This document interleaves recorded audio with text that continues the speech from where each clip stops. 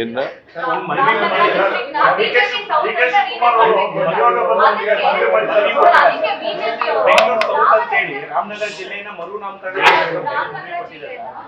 ಇದು ಅವರು ನಿನ್ನೆ ಇವತ್ತು ಬೆಳಿಗ್ಗೆ ಒಂದು ಮನವಿ ಕೊಟ್ಟಿದ್ದಾರೆ. ನಾ ಇನ್ನೂ ನೋಡಿಲ್ಲ ಮನವಿನ.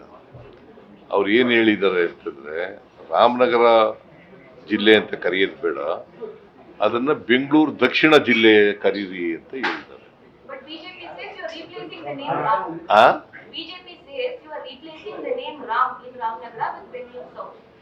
ಹಿಂದೆ ಎಲ್ಲ ನಾನು ನೋಡಿಲ್ಲ. ಕ್ಯಾಬಿನೆಟ್ ನಲ್ಲಿ ಚರ್ಚೆ ಆಗಬೇಕು.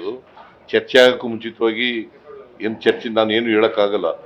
It is to be there representation will be placed before the cabinet.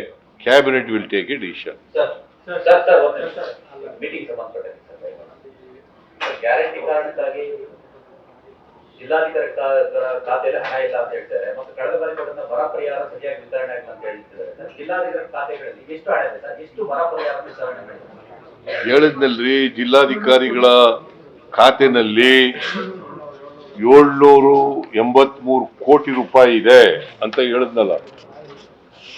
783.69 lakh 783 ಕೋಟಿ 69 ಲಕ್ಷ PD ಅಕೌಂಟ್ ನಲ್ಲಿ ಇದೆ. SDRF ಹಣ,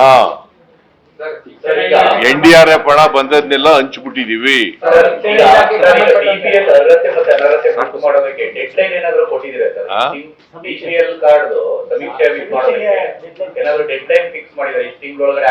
ಯಾವ್ದನ್ನ BPL ಕಾರ್ಡ್ ದಾರರು ಅನರ್ಹರು ಮತ್ತೆ ಇಲ್ಲ, ಸರ್ವೆ ಮಾಡಿ ಅಂತ ಹೇಳಿದ್ದೀನಿ. ಟೈಮ್ ಬೌಂಡ್ರಿಗೆ ಹೇಳಿಲ್ಲ, ಬಟ್ ಸರ್ವೆ ಆದಷ್ಟು ಜಾಗ್ರತೆ.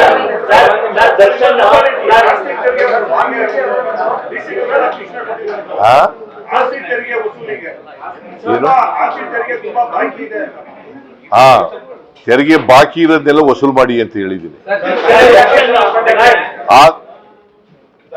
ಆದಷ್ಟು ಜಾಗ್ರತೆ, 3 ತಿಂಗಳೊಳಗಡೆ ಮಾಡಿ ತೆರಿಗೆ ಎಲ್ಲ ವಸೂಲು ಮಾಡಿ ಅಂತ. ನ್ಯೂಸ್ ಫಸ್ಟ್, ನಿರ್ಭೀತಿಯಿಂದ ನಿಮ್ಮ ಪರವಾಗಿ.